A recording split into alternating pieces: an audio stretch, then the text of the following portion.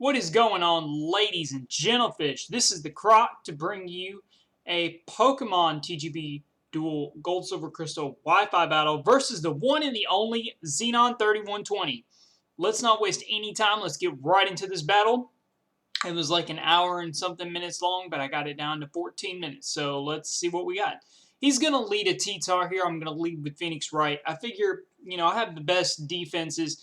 The only thing I'm really scared of, reasoning I'm switching out immediately, is the Fire Blast that he most likely has and does have, come to find out. So that was a really good switch on my part. Don't want to lose Fortress this early, be it that it can set up spikes, it can spin off any that he may have. Pretty useful Pokemon. So he's going to double switch into Executor. I'm going to predict that and go for the Fire Blast.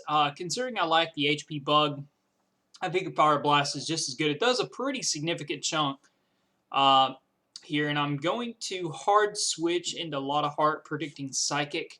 A lot of Heart is going to be my Country Bumpkin Blissey that can take pretty much anything from Executor bar Explosion. But it works out because he goes for the Sleep Powder anyway, and he does miss. Now, this next move may surprise you, and I'm going to try to explain it to you. He goes for the Sleep Powder. It is going to put my Blissey to sleep, but I have the Miracle Berry. The reason I have the Miracle Berry is I have a mixed attacking Blissey that deals better with the likes of Suicune and such. And as you guys know from watching my videos, my girl is very famous for freezing my Blissey, or anything freezing my Blissey, really. So I like that Miracle Berry to lower the chance of getting it a second time. Unfortunately for my opponent, that Fire Blast does get a critical hit, definitely matters, and does take out Executor instead of him exploding. Now, he predicts my switch probably into my Fortress. I'm going to go into Eureka, which really doesn't take the Fire Blast any bit better than it. But I'm kind of retarded and forgot to go heal my Pokemon, so I no longer have Growth, which also makes a huge difference in this battle. But that's fine. First, he goes out to Vaporeon. Now, I'm trying to figure out exactly what his mindset was there. Maybe thinking that Vaporeon was something that could take... I'm assuming he meant to switch to Raikou, predicting the Sleep Powder being a Rest Talker, so it could easily absorb that Sleep Powder and use it for later. Now, it's probably going to be a standard Hidden Power Thunderbolt Raikou.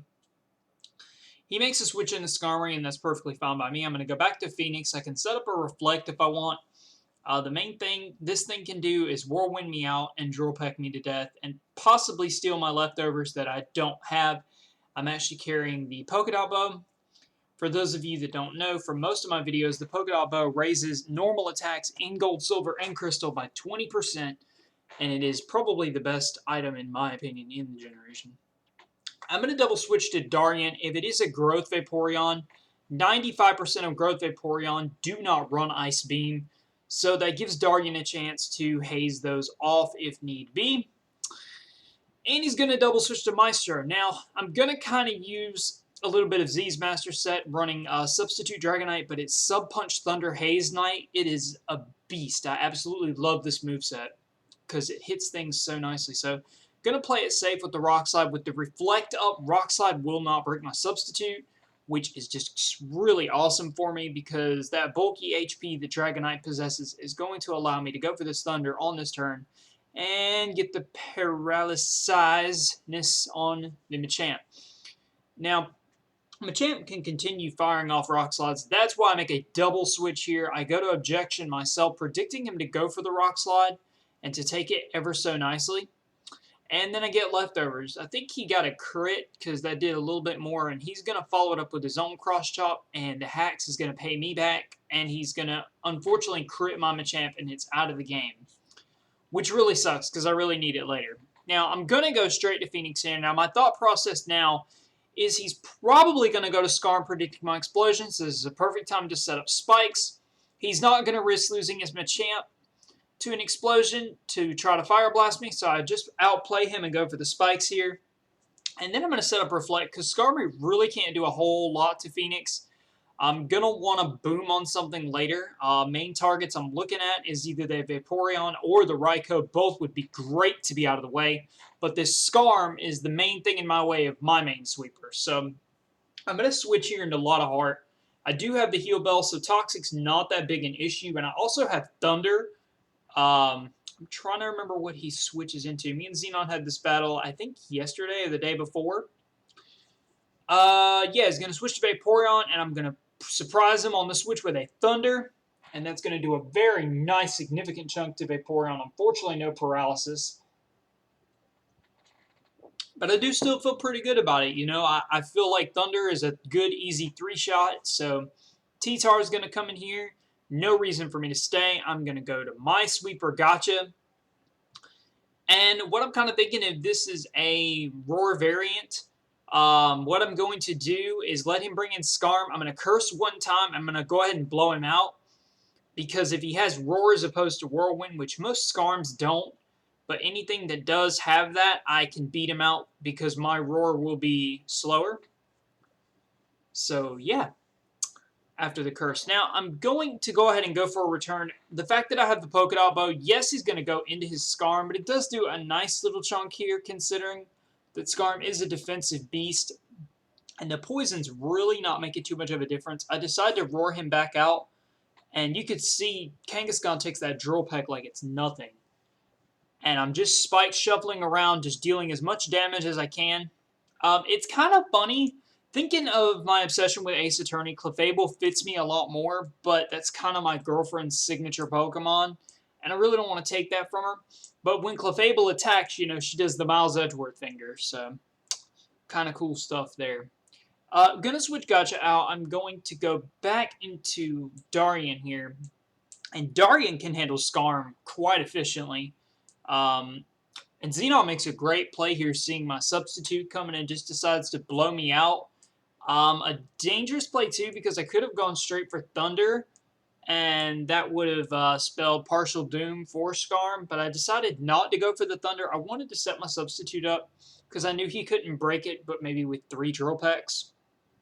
Now, a questionable move on this next turn. I want to go for the Fire Blast. If he goes into Vaporeon, which he doesn't, should have gone for the Thunder because both Vaporeon and Tyranitar resist that oncoming Fire Blast, and it really wasn't a very strong switch by me. So now I'm going to bring in Eureka, and this thing is a Curse variant. And to be honest with you, I forgot how powerful this Curse variant is. Luckily, this game, I owed Xenon another battle, no matter what gen, after the crappy Sleep Powder or Spore or whatever it was the last time we battled, and breaking Sleep Claws. So, you know, there's really no point to go with the Sleep Powder because Raikou asleep. So, just going to continue Giga Draining. I know Scarm's going to come in anyway. I'm not sure if he knows I have the Hidden Power Fire. I would have gone for Growth on the switch because Hidden Power Fire might have nearly killed it. And I'm down to 17. So, pretty much now, I just want to stay and go for another HP Fire.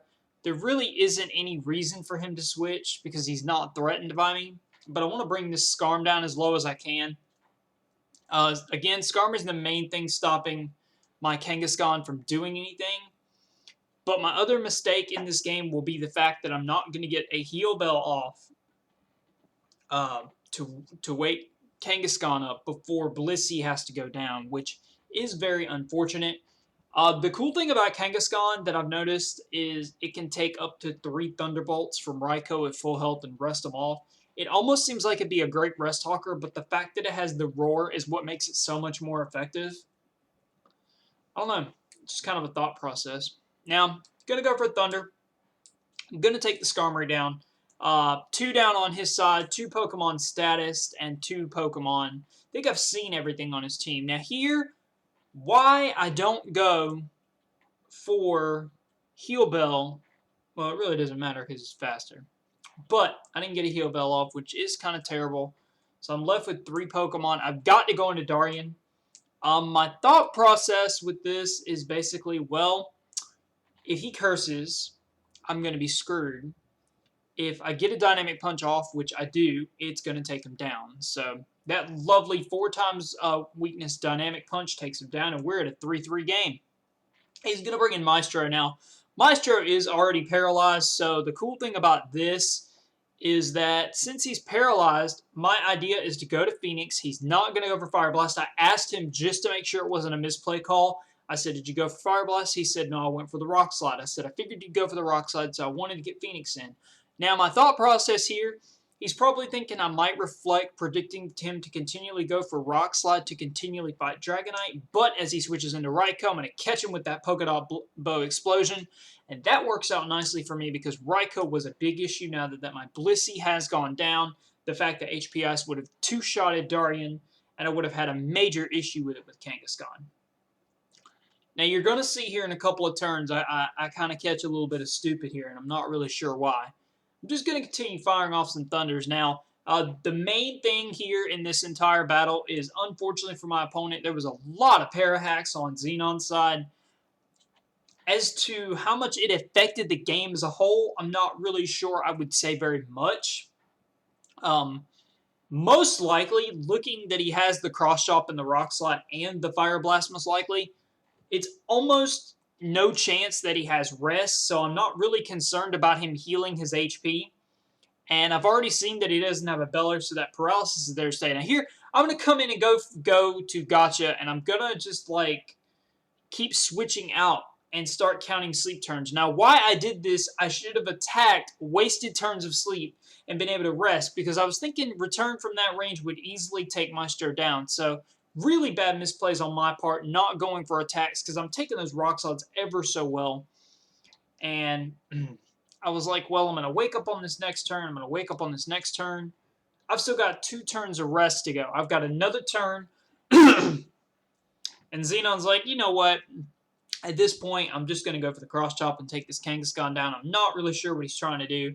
And he's right. I really messed that up. There was a couple of turns. Those couple of turns he was Rock Sliding. It would have enabled me to get up a Curse, and I probably could have had the jump on him, and that was the plan. So, more full para is going to ensue here. Rock Slides are going to ensue. And they still 3-shot Darien, no problem, and 3-shot Zapdos. So they are pretty decent. Get a Dynamic Punch off. Does a decent amount of damage. I said in before, hurt yourself in confusion, and, you know, in after, that's exactly what happened.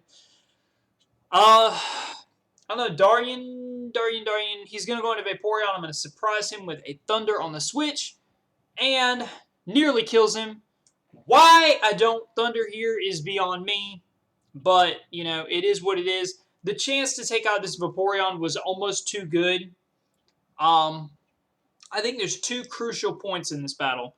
Number 1, I wasted the turns of sleep very poorly with Kangaskhan, and I mean very poorly. And number 2, I had a perfect opportunity to go for Thunder. Whether I missed or not was not even the point. The point that I went for that Thunder, knowing I had the chance to kill this Vaporeon off, was huge. Because I don't have rest, so once he breaks my sub, he's just going to deal continual damage to me anyways, and it's really not going to matter. So, Thunder clean 3-shot on Vaporeon easily, even bar leftovers. And, again, just catching those rests on the Sleep Talk, easily being able to outstall me, being that I do have Thunder and Dynamic Punch, having low power points on both. He's easily just going to be able to outstall me, and that's pretty much exactly what's going to happen. We're just going through the motions right now, throwing off some Dynamic Punches, trying to get lucky, trying to crit, trying to do something epic, and it's not going to happen. He's going to catch the Rest Talk, and I believe on this next turn he'll get another Surf off, as I miss a Thunder upcoming, I do believe. I've got 9 Thunders and 1 Dynamic Punch, and he actually gets the incorrect turn here. And it's going to enable me to go for another Thunder. I'm looking for the para. I'm still not finding he's going to get a Growth Up. I believe I missed Thunder this time. No, I don't. Take him down. Does not para and rest. Yeah, again, looking at that damage, I could have easily killed him, that 1 Thunder, but it could have been the one that missed, but I should have went for it anyway, and I'm going to stop complaining about it because it really doesn't matter.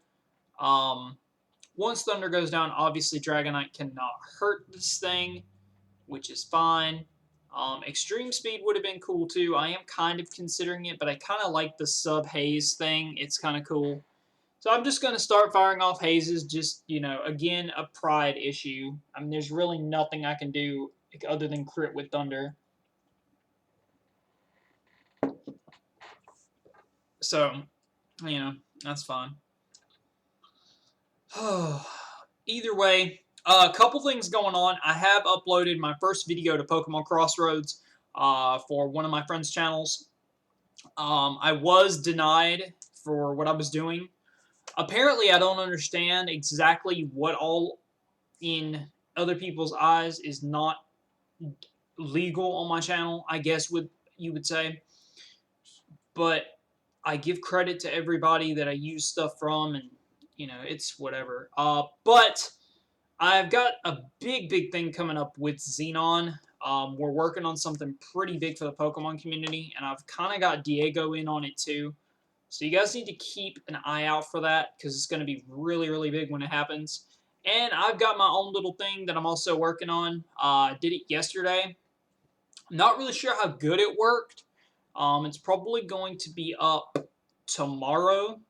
Reason being is it's a very long upload. It's going to take a long time to render because of what it is and of how graphically strong it is, the way the video is going to go. So, yeah.